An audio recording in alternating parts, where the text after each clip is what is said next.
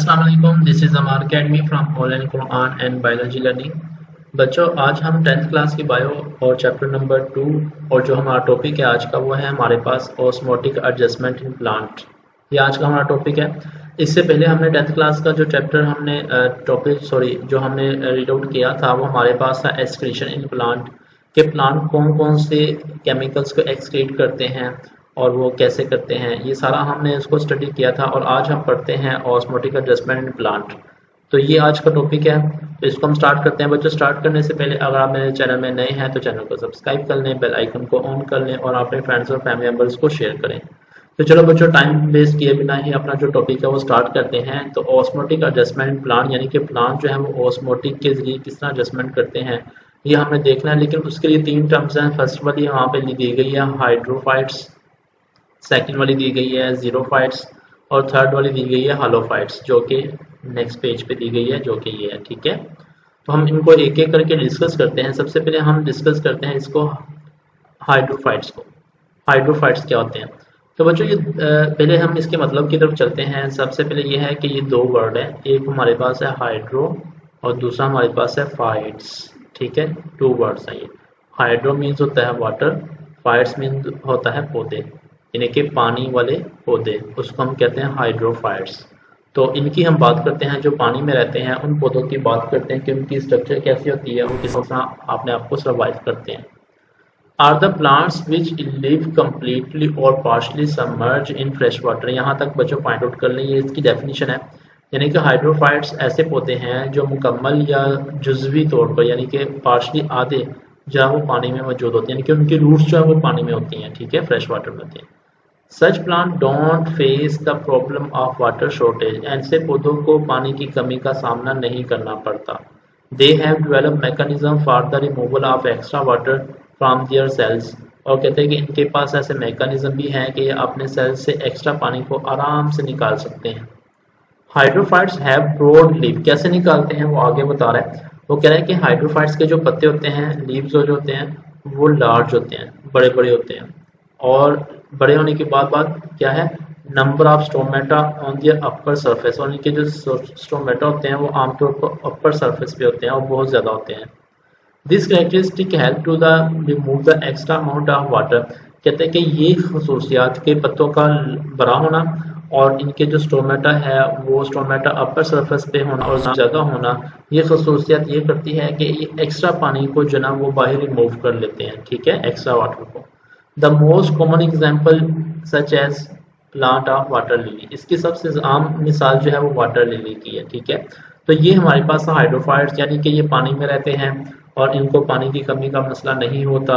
और इनके पास ऐसे मैकेनिज्म भी है कि अगर इनकी बॉडी में पानी ज़्यादा हो जाए तो उसको किस तरह रिमूव करना है। जैसे वो बता रहा था कि इनके जो पत्ते होते हैं वो लार्ज होते हैं, बड़े बड़े होते हैं, उनमें स्टोमेटा भी ज़्यादा होते हैं, वो अपर सरफेस पे होते हैं, जिसकी वजह से ये आराम से अपने एक्स्ट्रा पानी को जो है वो बाहर रिमूव कर लेते हैं। इसकी जो एग्जाम्पल है वो हमारे पास वाटर लिली है। ठीक है, तो ये बता रहा है। अब हम चलते हैं जीरोफाइट्स की तरफ। ये भी 2 वर्ड है, zero and fight. Zero mean ज़मीन यानी कि खुश्की, और फाइट्स मीन पौधे जो कि पानी खुश्की पर रहते हैं, ज़मीन पर रहते हैं, उनकी बात करते हैं। ये दोनों एक दूसरे के रिवर्स हैं। तो इनकी बात करते हैं, कैसे कहते हैं, लिव इन ड्राई इन्वायरमेंट। ये आमतौर पर ड्राई इन्वायरमेंट यानी कि खुश्क माहौल में रहते हैं। They possesses thick waxy cuticle over their epidermis to reduce the water loss from the internal tissue. जी, क्योंकि पानी में रहते हैं उनको पानी की कमी का मसला हो सकता है और पानी की कमी की वजह से एक क्या करते हैं कि इनके पास एक मोटी वैक्सी यानी कि मोम की तह की एक लेयर होती है जो क्या इनके एपिडर्मिस में यानी कि बाहरी वाली लेयर में, जो क्या करती है कि एक्स्ट्रा पानी को ज़ाया होने से बचाते हैं। ठीक है, पानी को ज़ाया होने से बचाते हैं। तो ये क्यूटिकल तह इसीलिए होती है कि पानी को ज़ाया होने से बचाए। They have less number of stomata to reduce rate of transpiration. और इनके पास स्टोमेटा भी कम होते हैं और कम होने की वजह से ये होता है कि ट्रांसपिरेशन का अमल कम होता है, यानी कि पानी ज़ाया नहीं होता।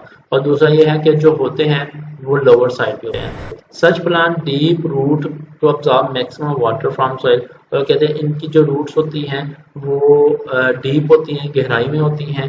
गहराई में होने की वजह से ये क्या करते हैं कि मैक्सिमम पानी को अब्जॉर्ब कर सकते हैं नीचे से। Some xerophytes have special parenchyma cells in the stem or roots in which they have stored large quantity of water। कहते हैं कि यहाँ पे एक क्वेश्चन आता है कि what do you mean by succulent organ. Succulent organ से क्या मुराद है, ये यहाँ पे लिखा हुआ है बच्चों बोल्ड लेटर में। सकुलेंट ऑर्गन से क्या मुराद है, तो यहाँ से इसका आंसर स्टार्ट होता है। मैं आपको बताता हूँ कि सकुलेंट ऑर्गन होते क्या हैं। अगर हम प्लांट के रूट को देखें या प्लांट के स्टेम को देखें, प्लांट के रूट को इंटरनल देखें यानी कि उसका इंटरनल सेक्शन देखें और स्टेम का भी इंटरनल सेक्शन देखें तो उसमें सेल्स होते हैं। उन सेल्स को हम कहते हैं parenchyma cells, special parenchyma cells. वो बहुत से सेल्स होते हैं, ख़ास होते हैं जो उसमें मौजूद होते हैं। वो क्या करते हैं, वो ये काम करते हैं कि वो जब पानी आता है तो सबसे पहले पेरेन्काइमा सेल्स पानी को अपने अंदर स्टोर कर लेते हैं। स्टोर करने के बाद फिर वो पानी जो है ना वो पौधों को पहुंचता है और इस तरह वो बहुत ज़्यादा मिकदार में जो पानी को स्टोर कर लेते हैं। इससे क्या होता है, इससे ये होता है कि जब पानी की कमी होती है तो पानी की कमी की वजह से वो जो पानी ख़त्म हो जाएगा तो वो जो पेरेन्काइमा सेल्स के अंदर पानी स्टोर होगा उसको वो यूज़ करेंगे। यूज़ करने के बाद वो अपनी पानी की कमी को पूरा कर लेंगे क्योंकि वो पानी को एक्स्ट्रा स्टोर कर लेते हैं अपने अंदर। और स्टोर करने की वजह से उन ऑर्गन्स को यानी कि पेरेन्काइमा सेल्स को नाम दिया जाता है succulent organ. Can this make their stem and roots wet and juicy. इस तरह क्या होता है कि जब वो स्टोर करते हैं तो उनका जो स्टेम होता है या रूट होती हैं वो वेट यानी कि गीली रहती हैं और जूसी रहती हैं। कॉल्ड सकुलेंट ऑर्गन्स, और इसको हम सकुलेंट ऑर्गन्स का नाम देते हैं। इसकी जो एग्जांपल है कैक्टी, कैक्टस का पौधा, और मोर कॉमन एग्जांपल सच प्लांट, कहते हैं इस पौधे की मिसाल है। ठीक है, कैक्टस, कैक्टस मैं आपको दिखा भी देता हूँ। ये देखें, ये कैक्टस है, ज़ीरोफाइट्स है, पानी की कमी का मसला है, लीफ नहीं है, स्टोमेटा बहुत कम है और इनके ऊपर एक क्यूटिकल की तह होती है जो कि क्या करते हैं कि पानी को ज़ाया होने से बचाते हैं। और इनके पास पेरेन्काइमा सेल्स होते हैं इनकी बॉडी के अंदर, इनकी रूट में, इनके स्टेम में, वो पानी को स्टोर कर लेते हैं और स्टोर करने के बाद फिर उसको जब पानी की कमी होती है तब यूज़ करते हैं। और कहते हैं कि उनको स्टोर करने की वजह से इनका जो स्टेम और रूट होती है वो वेट, गीली होती है और जूसी होती है। और ये हाइड्रोफाइट्स थे, वाटर लिली है ये, जो पानी में रहते हैं। और इनके पत्ते देखे, लीफ देखे कितने बड़े बड़े हैं और इनके स्टोमेटा अपर साइड पे हैं और ये एक्स्ट्रा पानी को इस तरीके से रिमूव करते हैं ट्रांसपायरेशन के जरिए। ठीक है, तो ये था हमारे पास ज़ीरोफाइट्स। आप यहाँ पे एक क्वेश्चन भी पढ़ा कि सर्कुलेंट ऑर्गन्स क्या होते हैं, वो भी मैंने आपको बता दिया। कैक्टी इसकी जमा है, सिंगल इसका कैक्टस है और ये आम मिसाल है ज़मीन पर पाए जाने वाले पौधे की। अब हम इसकी थर्ड फॉर्म पढ़ते हैं और जो थर्ड फॉर्म हमारे पास है वो है हालोफाइट्स। ठीक है, इसकी बात करते हैं हालोफाइट्स क्या होते हैं। तो बच्चों जो हालोफाइट्स है ये भी दो वर्ड हैं, एक हम कहते हैं हालो और दूसरा हम कहते हैं फाइट्स। हालो मीन्स समुंदर, फाइट्स मीन्स पौधा, यानी कि समुद्र में रहने वाला जो पौधा होता है उसकी हम बात करेंगे कि वो कैसे अपने आप को सर्वाइव करता है सी वाटर में। ठीक है, कहते हैं live in the sea water and are adopted to the salty environment. यहाँ तक पॉइंट आउट कर लें, ये समुद्र में रहता है और इसको नमकीन पानी का सामना करना पड़ता है। Salty salts enter in the body such as plant due to their higher concentration of the sea water। कहते हैं कि जो साल्ट है इनकी बॉडी में एंटर हो जाता है क्योंकि आपको पता है कि समुद्र का पानी नमकीन होता है और वहाँ पे हायर कंसंट्रेशन होती है उसकी सल्यूट की, तो इसके अंदर एंटर हो जाता है।